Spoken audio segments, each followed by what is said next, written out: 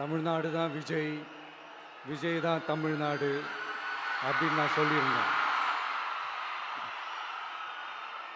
அது ஏன் அப்படி சொன்னேன் அப்படின்னா, தமிழ்நாட்டு மக்களுடைய ஒரே பிரதிநிதியாக, உண்மையான ஒரு பிரதிநிதியாக நாம் மட்டும்தான் இருக்கிறோம்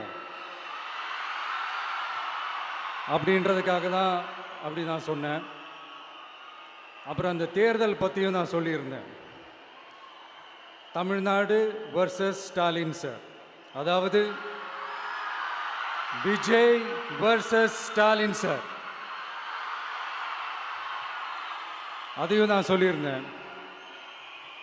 அப்புறம் இன்னொரு கேள்வியும் கேட்டிருந்தேன். இது தமிழ்நாடு சட்டசபைக்கான ஒரு தேர்தல், இதை ஏன் தமிழ்நாட்டுக்கும் டெல்லிக்குமான ஒரு எலெக்ஷன் சொல்கிறீங்க அப்படின்னு நான் கேட்டிருந்தேன். உடனே விஜய் பாஜகவுக்காக பேசுகிறாரு அப்படின்லாம் திருச்சி பேச ஆரம்பிச்சிட்டாங்க. அப்புறம் ரெகுலராக ஒன்று பண்ணுவாங்கல்ல, நம்மளுடைய சிறுபான்மை சகோதரர்களை பயமுறுத்தி பயமுறுத்தி ஒரு ஏமாத்து வேலை ஒன்று செய்வாங்கல்ல, அது இனிமே அவங்களால தொடர்ந்து செய்ய முடியாதுன்னு அவங்களுக்கு தெரிஞ்சு போச்சு. அதனால தான் நான் என்ன பேசினாலும் அதை திருச்சி பேசுறது, அந்த தில்லு முள்ளு வேலைகள்லாம் அவங்க செய்ய ஆரம்பிச்சிட்டாங்க. சென்னையில் டெல்லி டெல்லின்னு கூவுறதும், அடிக்கிற கொள்ளைக்கு ரைடு வந்துட்டா டெல்லிக்கு வெள்ளை கொடை பிடிக்கிறதும்,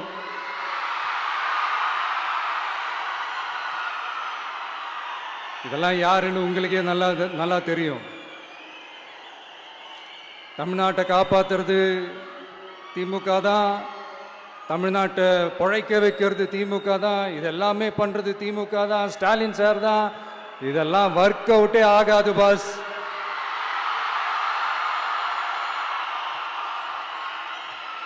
சின்ன பசங்களாம் சொல்ல ஆரம்பிச்சிட்டாங்க, ஓம் சக்தி பராசக்தி, திமுக ஒரு தீய சக்தி.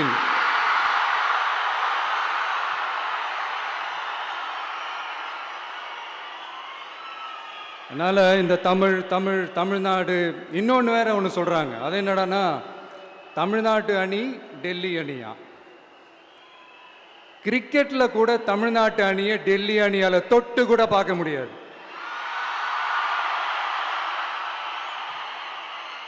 அப்படி இருக்கும்போது கிரிக்கெட்லையும் விசில போடுறது தமிழ்நாடு தான், சிஎஸ்கே.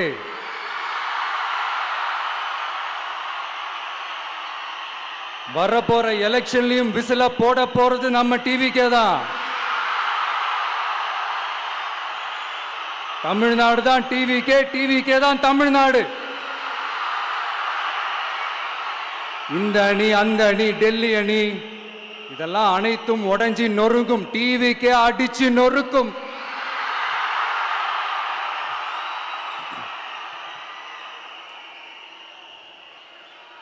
எனக்கும் என்னுடைய மக்களுக்கும் நடுவில் வேற யாராலையும் உள்ள நுழையவே முடியாது. இது ஒரு அம்மா பையன் உறவு, அப்பா புள்ள உறவு, அண்ணன் தங்கச்சி உறவு, அண்ணன் தம்பி உறவு, அக்கா தம்பி உறவு. இது சும்மா ஒரு எலெக்ஷனுக்கு வந்த உறவு அப்படின்னு நினைச்சிடாதீங்க. இது இயற்கையாகவே அமைஞ்ச உறவு. இது எவ்வளோ டீப்பான உறவுன்றது நான் உணர்ந்திருக்கிறேன். அதே மாதிரி நம்ம தமிழ்நாடு மக்களும் இதை உணர்ந்து இருக்கிறாங்க. இன்னும் சிம்பிளா சொல்லணும்னா, மற்றவங்களுக்கு வேணா இது எலெக்ஷன், ஆனா எனக்கும் என்ன நேசிக்கிற மக்களுக்கும் it is an emotion.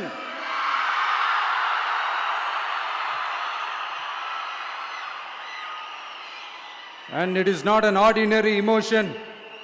It is a powerful oceanic emotion. இப்படி இருக்கும்போது வீட்டுக்கு வீடு விஜய், தமிழ்நாட்டுக்காக விஜய், வெற்றி பேரணியில் தமிழ்நாடு, இதெல்லாமே 100% இந்த எலெக்ஷன்ல அது ப்ரூவ் ஆகும்.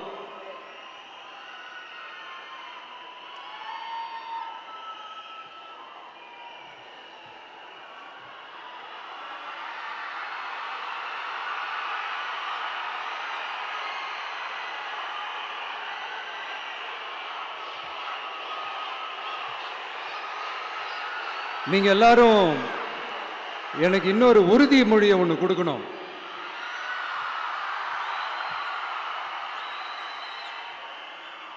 ஊழலற்ற உண்மையான சமூக நீதியை நிலைநாட்ட நம்ம ஆட்சியை அமைப்பீங்க தானே? உங்களை தான் கேட்கிறேன், நம்ம ஆட்சியை அமைப்பீங்க தானே? இந்த விஜய்க்கு ஒரு வாய்ப்பு கொடுப்பீங்க தானே? உண்மையிலே கொடுப்பீங்க தானே? இந்த விஜய நம்புறீங்க தானே? ஒவ்வொரு வீட்லயும் விசில் சத்தம் கேட்கும் தானே? அந்த விசில் சத்தம் ஒவ்வொரு பூத்திலையும் புயலா ஒலிக்கும் தானே? Thank you, thank you, thank you.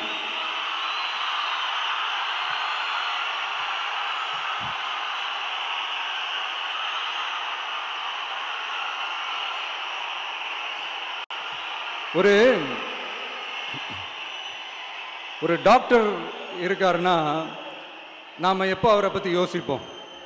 இப்போ நமக்கு ஏதாவது உடம்பு சரியில்லை அப்படின்னா அவரை யோசிப்போம், அவர் ஞாபகம் வரும். அது மாதிரி நமக்கு ஏதாவது ஒரு பிரச்சனை அப்படின்னா ஒரு வக்கீலை தேடிப்போம், அவர் ஞாபகத்துக்கு வருவார். இது மனித இயல்பு.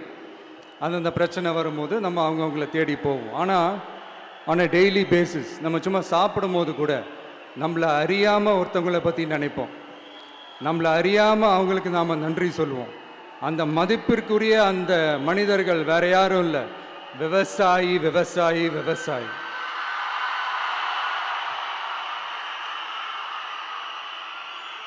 அவங்க பார்க்கறதுக்கு வேணா சாதாரணமாக இருப்பாங்க, ஆனால் அவங்க சாதாரணமான மனிதர்கள்லாம் கிடையாது. இந்த உலகத்தையும் மனிதர்களையும் படைச்சது கடவுள்னு சொல்லுவாங்க, ஆனால் அந்த கடவுளுக்கே படையல் போடுற உயர்ந்த மனிதர்கள் தான் நம்ம விவசாயிகள். இந்த பூமியில உயிர் இருக்குது, இந்த பூமியில பூ பூக்கும், காய் காய்க்கும், பூத்து குலுங்கும்னு இந்த பூமியை அழகா காட்டி இந்த பூமியை சாமி ஆக்கிறதுல இயற்கையோட சேர்ந்து நம்ம விவசாயிகளுக்கும் ஒரு முக்கிய பங்கு ஒன்று இருக்குது. அதனால நான் ஏதோ ஓவரா ஏதோ சொல்றேன்னு நினைக்காதீங்க. எனக்கு இந்த அடுத்த ஜென்மம் மறுபிறவியை பற்றியெல்லாம் எனக்கு தெரியாது. அது உண்மை அப்படின்னா அடுத்த ஜென்மத்தில் நான் ஒரு விவசாயி குடும்பத்தில் பிறக்கணும்னு ஆசைப்படுறேன்.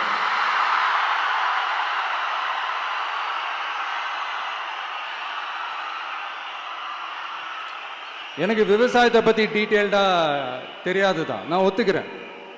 அதனால் மற்றவங்க மாதிரி நானும் டெல்டாக்காரன் தான் அப்படின்னு உங்கள் காதில் டால்டா ஊத்தலாம் நான் வரல. எனக்கு விவசாயத்தை பற்றி டீட்டெயில்டாக தெரியலனா கூட அவங்க படுற கஷ்டங்களை பற்றி எனக்கு நல்லாவே தெரியும். நம்மளுடைய முதல் அரசியல் பயணம் தொடங்கினதே அந்த பரந்தூர் விஷயத்தை கையில் எடுத்து தான். அதனால் நம்மளுடைய இந்த ஆட்சி அமைஞ்சதும் தீர்க்க வேண்டிய முக்கியமான பிரச்சனைகள்ல நம்மளுடைய விவசாய பிரச்சனைகளும் ஒன்று. முதல்வர் அவர்களுக்கு இந்த மாதிரி நீங்கள் அது செஞ்சிட்டேன் இது செஞ்சிட்டேன் அப்படின்னு நிறையா பெருமையாக சொல்லிக்கிறீங்களே, ஒரு அடிப்படை ஒரு பிரச்சனையை பற்றி ஒன்று பேசுவோமா? கொஞ்ச நாளைக்கு முன்னாடி ஐநா சபை ஒரு ரிப்போர்ட் ஒன்று வெளியிட்டிருந்தாங்க. அது கூட தினத்தந்தி நியூஸில் கூட வந்துச்சு. உடனே கூகுள் பண்ணி எதுவும் தேடாதீங்க, உங்கள் ஏஜென்சி வச்சு எதுவும் சர்வே கிருவே எடுக்காதீங்க. எதுக்கு உங்களுக்கு சிரமம்? நானே என்னன்னு சொல்கிறேன். தண்ணீர் திவால் அப்படின்ற அந்த தலைப்பில் தண்ணியே இல்லாமல் திவால் ஆக போகுது அப்படின்ற அந்த கட்டுரை படிக்கும் போது உண்மையிலேயே மனசுக்கு ரொம்ப பகீர்னு இருந்தது.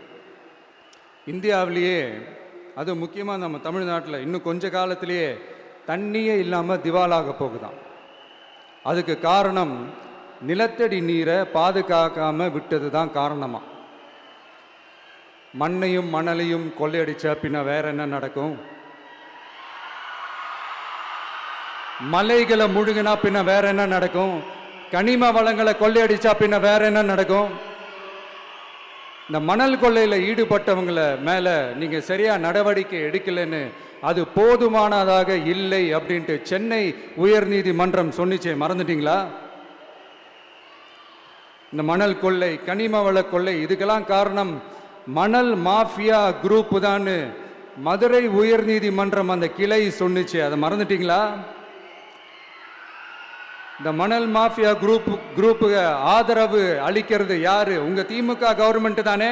அது இல்லைன்னு சொல்ல முடியுமா? அவங்களோட டீலிங்ல இருக்கிறது யாரு? நீங்க தானே. அது இல்லைன்னு சொல்ல முடியுமா?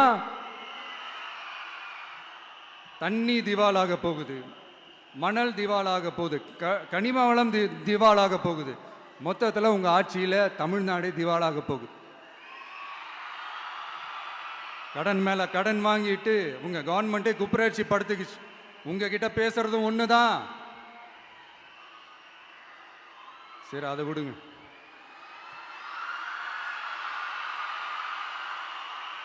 நம்ம விவசாயிகள் கஷ்டப்பட்டு விளைய வச்ச அந்த நெல்லெல்லாம் மழையில் நனைஞ்சி வீணா போச்சே. டெல்டாக்காரன்னு சொல்லிக்கிற நீங்க அதை எதாவது கவனிச்சிங்களா? அவங்களுடைய போராட்டம் எதுக்காவது கூட போய் நின்றுக்கிறீங்களா?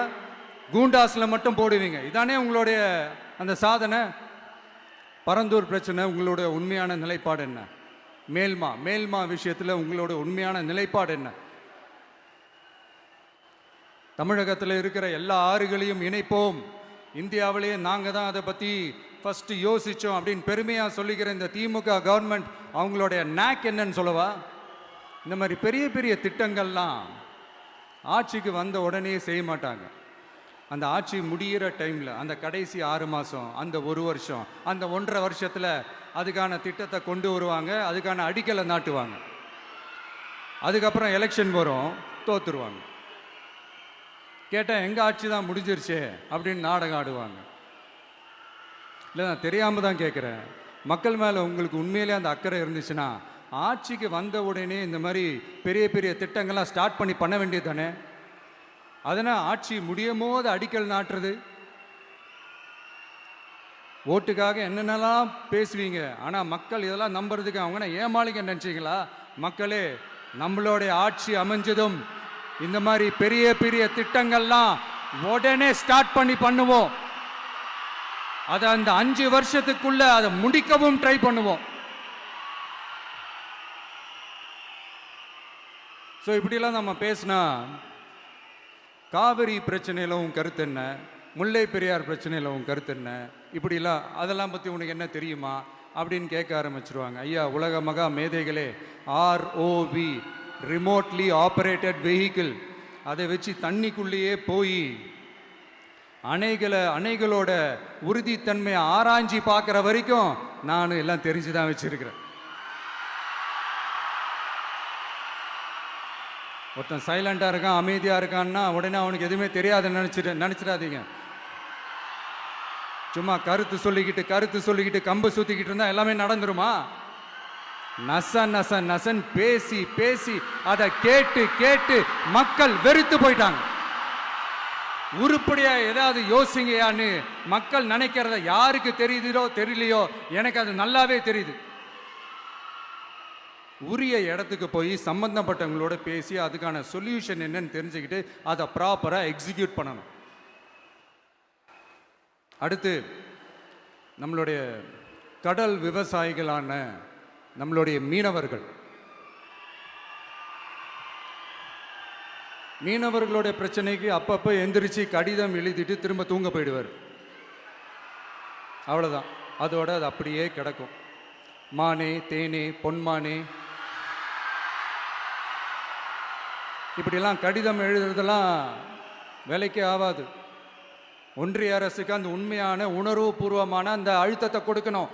நம்ம மீனவர்கள் மேல அவங்க கையே வைக்கக்கூடாது, கையே வைக்க விடக்கூடாது. அவங்களுக்கான அந்த பாதுகாப்பு பக்காவா இருக்கணும். அதுதான் நம்மளுடைய ஒரே அஜெண்டா. மீனவர்களே, அடுத்து நம்மளுடைய ஆட்சி தான். கவலைப்படாதீங்க, தைரியமா இருங்க. உங்களுக்கான பாதுகாப்பு பக்காவா இருக்கும். இப்படி இருக்கும்போது அடுத்ததும் நாங்க தான் அப்படின்னு சிஎம் சார் சொல்லுவாங்க. அதெல்லாம் நடக்கவே நடக்காது. 2வது முறை வந்ததெல்லாம் சரித்திரமே கிடையாது. இந்த சைனாவில் great great wall of China கேள்விப்பட்டிருப்பீங்க. அதோடைய நீளத்தை விட பெரிய டாஸ்க் இது. ஆனானப்பட்ட அவங்க அப்பாவாலே முடியல.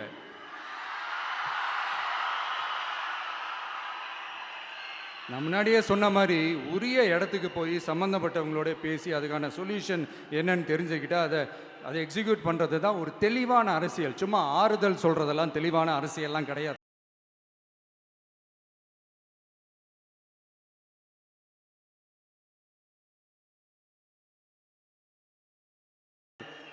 அதெல்லாம் ஒரு ஹம்பக் அரசியல். அரசியலுக்கு வந்துட்டா கலெக்ஷன் பார்க்கலாம் அப்படின்றதெல்லாம் அரசியல் கிடையாது.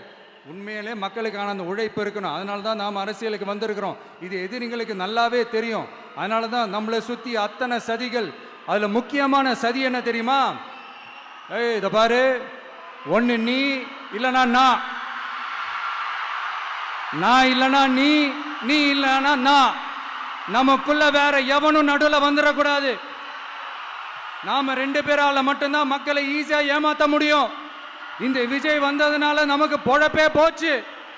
மக்கள் வேற அவனை தான் நம்புறாங்க. நாம வெளியே அடிச்சுக்கிற மாதிரி அடிச்சுக்கிட்டாலும் உள்ள நம்மளுடைய டீலிங் பக்காவா இருக்கணும். மக்களோட ஃபீலிங்ஸை பத்திலாம் நமக்கு கவலை இல்லை. நமக்கு டீலிங் தான் முக்கியம். மாத்தி மாத்தி ஆட்சிக்கு வந்துடலாம்னு நினைச்சோம். ஆனா அது நடக்காது போல் இருக்கு. அதனால நீ என்ன பண்ற? எஸ்ஓபின்னு போட்டு ஒரு பக்கம் அவனை தடுத்துரு, இன்னொரு பக்கம் அவன் மேல பழி போட்டு நானும் தடுத்துறேன். என்ன ஓகேவா? டீலிங் ஓகேவா? ஓவர்.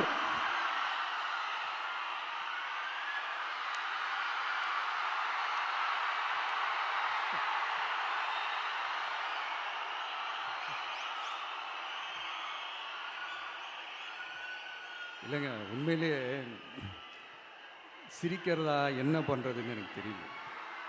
உண்மையிலே இப்படி தான் இருக்கு அவங்க டீலிங்லாம்.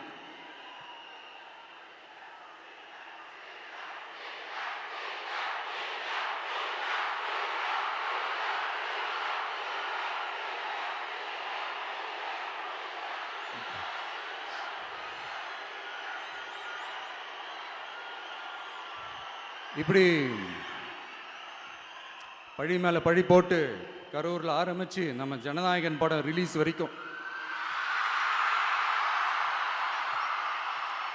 ஆனால் அந்த ரிலீஸ் பிரச்சனையில் நிறைய பேர் குரல் கொடுத்தாங்க. முக்கியமாக நம்மளுடைய முதல்வர் அவர்கள் கூட பூசி முழுகி பட்டும் படாமல் குரல் கொடுத்தாங்க. But what ever it is, குரல் கொடுத்த அவங்களுக்கும் மற்றவங்க எல்லாருக்கும் இந்த நேரத்தில் என்னுடைய நன்றியை தெரிவிச்சுக்கிறேன். இப்படி நம்ம வெளிப்படையாக பேசுறதுனால சிஎம் சாரோட மனநிலை இப்போ எப்படி இருக்கும் தெரியுமா? ஏற்கனவே கட்சிக்காரங்க தொல்லை தாங்க முடியல, தூங்க விட மாட்டேறாங்க. இந்த விஜயும் வந்து தூங்க விட மாட்டான். நம்ம பாட்டுக்கு ஹைவேல சைக்கிளில் சோலாவா போலான்னு நினைச்சோம். இவன் நாடானா மக்கள் சக்தியோட வந்துட்டு இருக்கான். இவன் தான் கேள்வி கேட்கறான்னு பார்த்தா மக்களையும் கேள்வி கேட்க வைக்கிறான். 1000 ரூபாய் கொடுத்துட்டு இருந்தோம், 5000 ரூபாய் கொடுத்து ஏமாத்தலான்னு பார்த்தா அதையும் கேள்வி கேட்க வைக்கிறான். விசில் சத்தம் வேற விண்ண முட்டுது. கூட்டணி கட்சிகள் தொல்லை வேற தாங்க முடியல. இவன் பண்ற பிரச்சாரத்தையாத்த முடக்கலான்னு பார்த்தா அப்பவும் மக்கள் அவன் பின்னாடி தான் நிக்கிறாங்க. என்ன பண்றது ஏது பண்றதுன்னு தெரியாத ஒரு மனநிலையில இருப்பாரு. ஆனா சார், நீங்க இந்த விஜயம் முடக்கலாம். ஆனா ஒவ்வொரு வீட்டில் இருக்கிற ஒவ்வொரு விஜயையும் உங்களால முடக்கவே முடியாது.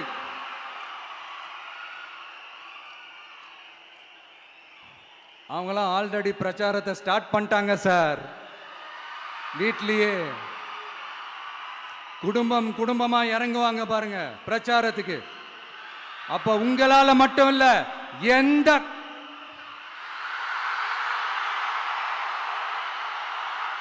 யாராலையும் தடுக்க முடியாது.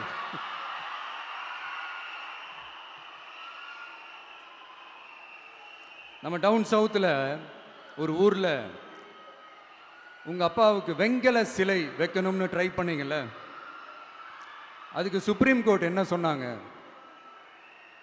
மக்களோட பணத்தில் யாருக்கு புகழ் பாட பார்க்குறீங்க? அப்படின்னு கேட்டாங்கல்ல, அதுக்கு என்ன அர்த்தம் தெரியுமா? ஊராம் வீட்டு நெய்யில உங்க வீட்டுக்கு ஸ்வீட் செய்யாதீங்க. எப்படி? ஊராம் வீட்டு நெய்யில உங்க வீட்டுக்கு ஸ்வீட் செய்யாதீங்கன்னு அர்த்தம். மக்களோட ஒரு அடிப்படை வாழ்வாதாரத்துக்கு ஏதாவது பிரச்சனைக்குன்னு கேட்டா நிதி சுமைன்னு சொல்றீங்க. செல வைக்கிறதுக்கு மட்டும் எங்கிருந்து சார் காசு வருது?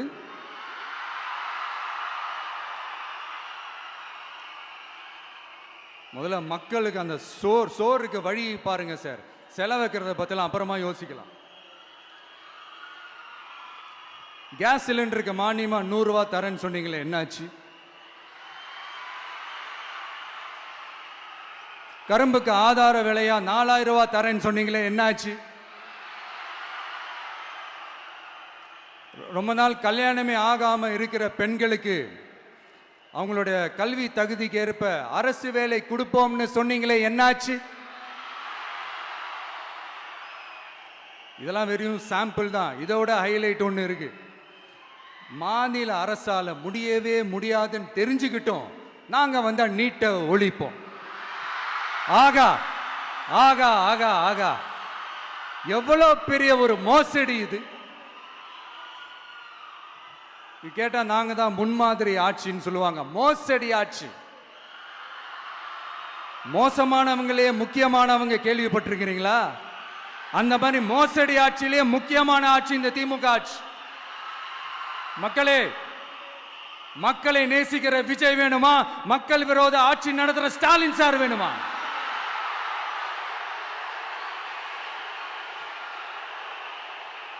இந்த விஜய் நம்புறீங்களா, ஸ்டாலின் சார் நம்புறீங்களா?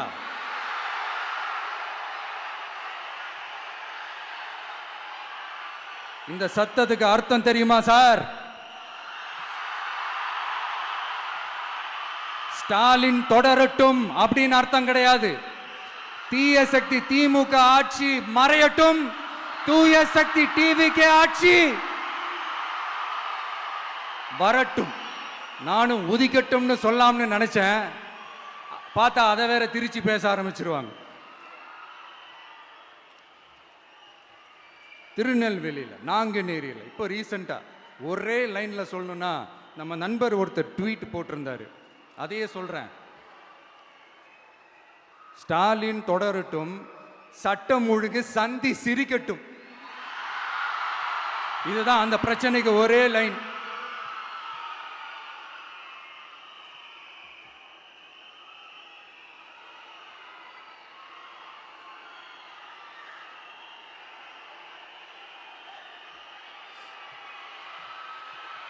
மக்களே, காஞ்சிபுரத்தில், வேலூர்ல எல்லாம் நம்மளோட விஷனை பற்றி சொன்னோம் இல்லையா?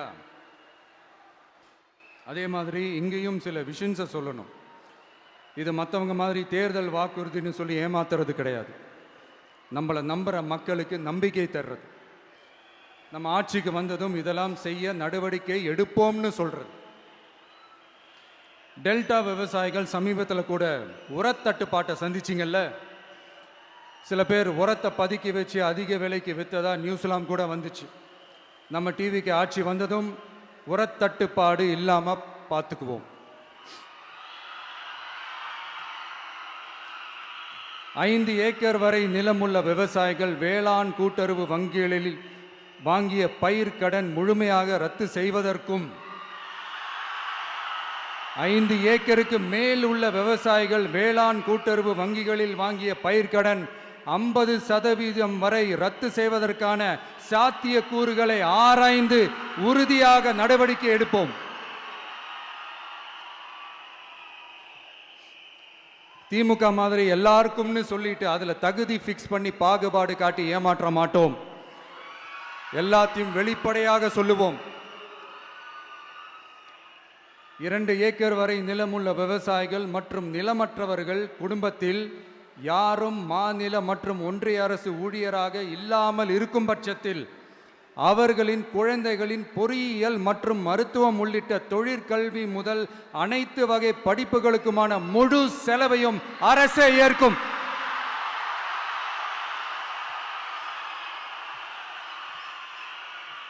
விவசாயிகளின் விருப்பத்திற்கு எதிராக எந்த திட்டமாக இருந்தாலும், ஒன்றிய அரசின் நெருக்கடியே இருந்தாலும் அந்த திட்டத்தை உங்களுடைய டிவிகே ஆட்சி முழுமையாக நிராகரிக்கும். எப்போதும் விவசாயிகளின் பக்கமே நம் ஆட்சி நிற்கும். கொள்முதல் நிலையங்களில் முறையாக நெல் மூட்டைகள் பாதுகாக்கப்படும். நெல் முளைத்து வீணாவதை பார்த்து கொண்டு நமது அரசு சும்மா இருக்காது. போதுமான கொள்முதல் நிலைய வசதிகள் ஏற்படுத்தப்படும்.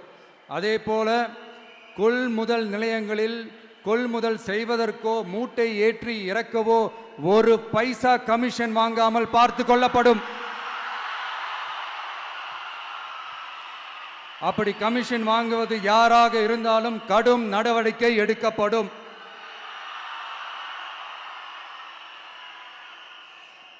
ஐநூறு ரேஷன் கார்டுகளுக்கு ஒரு ரேஷன் கடை என்ற வரையறை நிர்ணயிக்கப்படும். கிராமங்களிலும் எடையாளர் நியமிக்கப்படுவார். பெண் விற்பனையாளருக்கு பெண் எடையாளர், ஆண் விற்பனையாளருக்கு ஆண் எடையாளர் என்பது பின்பற்றப்படும்.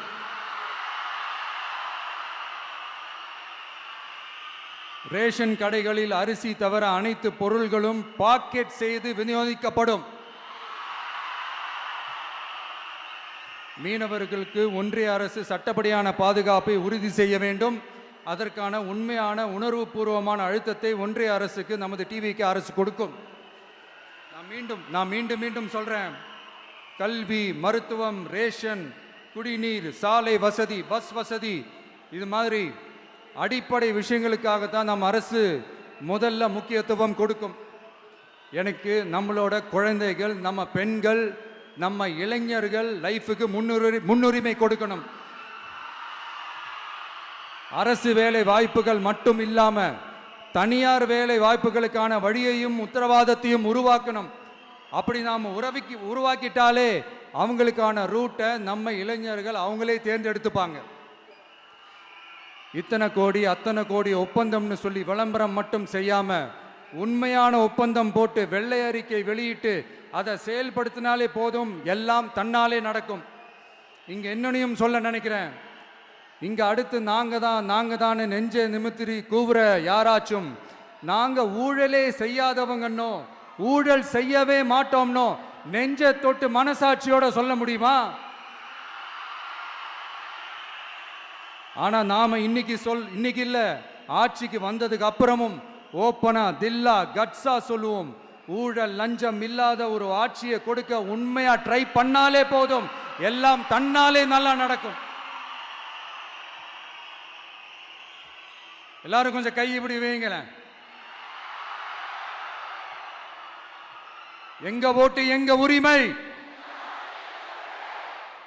எங்களை யாரும் விலைக்கு வாங்க முடியாது. எங்க ஓட்டு விசில் சின்னத்துக்கு தான். யாரையும் நம்பி ஏமாற மாட்டோம். எங்க வார்த்தையிலிருந்து மாற மாட்டோம். இது நிஜம். தேங்க்யூ.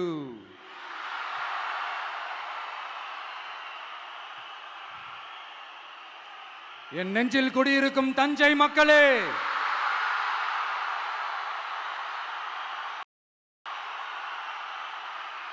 என் நெஞ்சில் குடியிருக்கும் வேலூர் மக்களே,